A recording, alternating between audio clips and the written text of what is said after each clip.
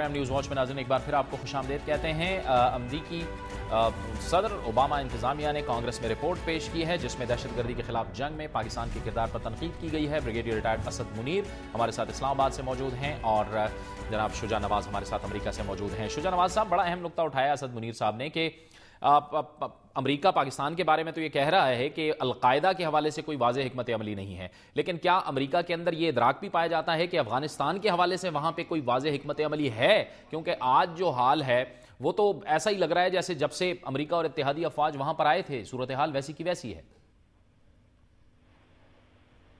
یہ رپورٹ جو ہے کافی تفصیلی رپورٹ ہے، 38 صفحے پہ مشتمل ہے، اور آپ اگر اس کو تفصیل سے پڑھیں تو آپ دیکھیں گے کہ افغانستان کی بھی کافی تنقید ہے، اور بلکہ اپنی کارکردگی پہ بھی انہوں نے تنقید کی ہے امریکہ نے۔ اور یہ بریگیڈیئر صاحب نے بالکل درست فرمایا کہ امریکہ کی اپنی بھی حکمت عملی جو ہے وہ بھی تبدیل ہوتی رہی ہے اور ابھی بھی ہو رہی ہے افغانستان کے اندر، لیکن یہ صرف پاکستان کے جو چند نقطوں پہ جو تنقید ہے اس پہ ہی اگر ہم فوکس کریں تو پھر جن باتوں پہ انہوں نے تعریف کی ہے پاکستان کی وہ ہم بھول جائیں گے۔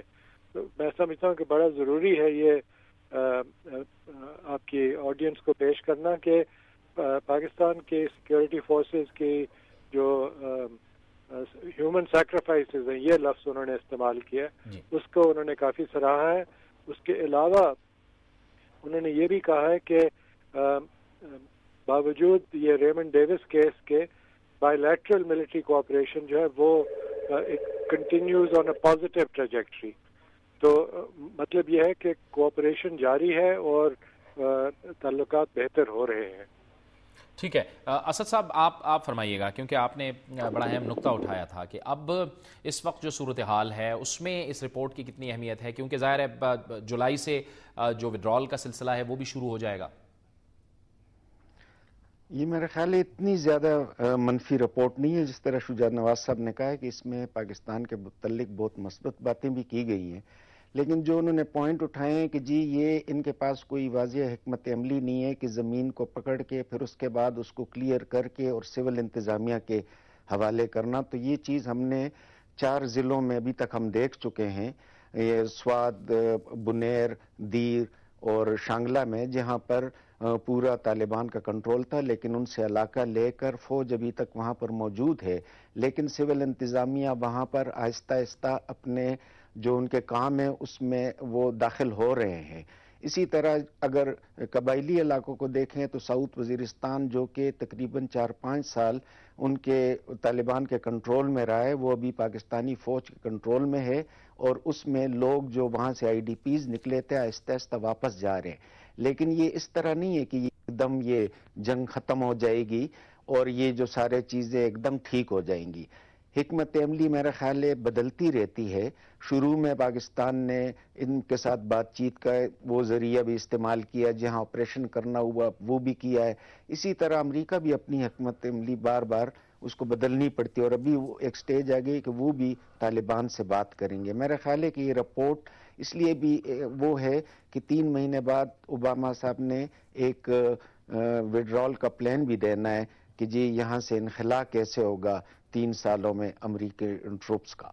یہ شجاع صاحب، امریکہ کے اندر خود اور اوباما انتظامیہ کے اندر، اوباما اسٹیبلشمنٹ کے اندر اب کیا ہو رہا ہے کیسے وقت میں کہ جب یہ جولائی 2011 سے افغانستان سے انخلا کا بھی عمل شروع ہوگا؟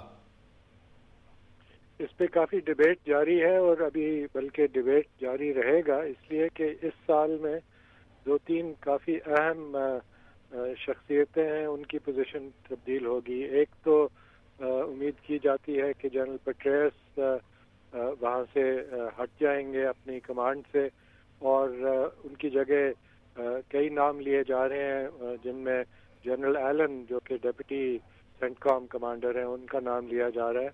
اس کے علاوہ chairman joint chiefs of staff جو ہیں ایڈمرل ملن، وہ بھی اکتوبر میں ان کی ٹرم بھی ختم ہوگی، اور ان کی پوزیشن پہ بھی کوئی نیا بندہ آئے گا۔ اس لیے امریکہ کے ٹھیک ہے شجاع صاحب، شجاع صاحب جی شجاع صاحب آپ ہمارے ساتھ موجود رہیے. ہمیں جوائن کیا ہے ٹیلی فون لائن پر وفاقی وزیر اطلاعات و نشریات محترمہ ڈاکٹر فردوس عاشق اعوان صاحبہ نے بھی. ہم ان سے بھی یہ نقطہ پوچھیں گے کیونکہ اس رپورٹ میں یہ بھی کہا گیا ہے کہ موجودہ جو حکومت ہے وہ ملک میں معاشی اصلاحات کرنے میں ناکام ہو گئی ہے، جس کی وجہ سے ملک کی سلامتی کو خطرہ ہے. ڈاکٹر صاحبہ آپ کو خوش آمدید کہتے ہیں.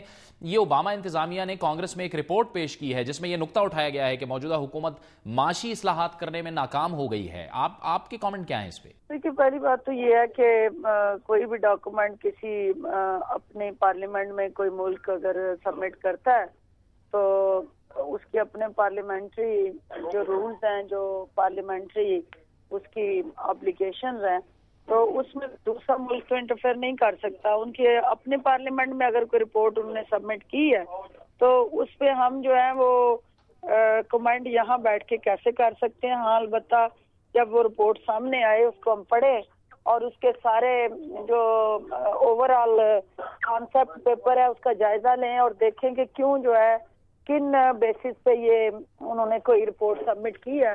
تو how can without reading and without getting access to that report I can comment on that report. اگر آپ کے پاس اس کی کوئی کاپی ہے تو آپ اس کو رپورٹ کو ذرا ڈیٹیل سے پڑھیں تاکہ پتہ چلے کہ کون سے ایسے پوائنٹس ہیں جو انہوں نے آئیڈینٹیفائی کیے ہیں جو مطلب دیکھیں انہوں نے پاکستانی دیکھیں وار اگینسٹ ٹیررزم کے حوالے سے انہوں نے جو رپورٹ کی ہے یہ ہر 6 مہینے بعد ہوتی ہے، امریکی کانگریس کو پیش ہوتی ہے امریکی انتظامیہ کی جانب سے.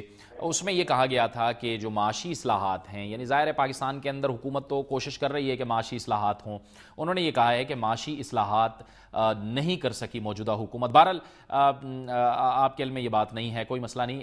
جب رپورٹ آئے گی تو آپ سے ہم کامنٹ بھی لے لیں گے. بہت شکریہ بریگیڈیئر اسد منیر صاحب آپ کا، بہت شکریہ شجاع نواز صاحب آپ کا، اور بہت بہت شکریہ ڈاکٹر فردوس عاشق اعوان صاحبہ آپ کا حکومت کا موقف دینے کے لیے آپ موجود رہیں. آج ایک اور جو اہم ترین پیش رفت ہوئی ہے اس میں جو FIA کے ڈائریکٹر جنرل تھے وسیم احمد وہ اپنے عہدے سے مستعفی ہو گئے ہیں. اور اس سے پہلے سپریم کورٹ آف پاکستان نے یہ پہلے ہی حکم دے رکھا تھا کہ وسیم احمد کو اس عہدے سے فارغ کر دیا جائے.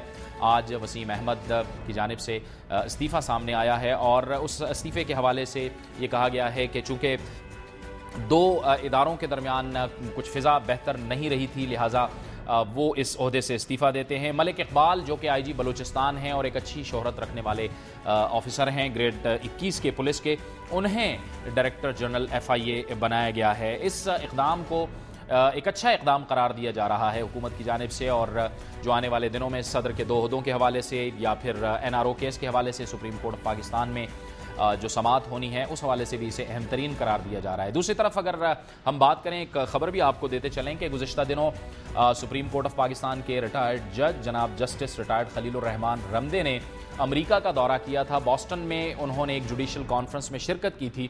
تو جب جسٹس ریٹائرڈ خلیل الرحمان رمدے واشنگٹن پہنچے تھے تو پاکستان کے جو امریکہ میں سفیر ہیں جناب حسین حقانی انہوں نے ذاتی حیثیت میں میزبانی کی تھی جسٹس ریٹائرڈ خلیل الرحمان رمدے صاحب کی. اس کے ساتھ ساتھ یہ بھی اطلاعات وہاں سے آئی ہیں کہ جب وہ نیو یارک پہنچے تو نیو یارک میں جو پاکستانی کاؤنسلیٹ ہے ان کے اہلکاروں نے ان کا خیال رکھا، اور پھر بوسٹن میں جوڈیشل کانفرنس کے دوران بھی جسٹس خلیل الرحمان رمدے کا خیال جو پاکستانی کاؤنسلیٹ کے اہلکار ہیں انہوں نے رکھا. وقت ہوا چاہتا ہے ایک بریک کا، اور بریک کے بعد ہمارے اس پروگرام کا سلسلہ جاری رہے گا.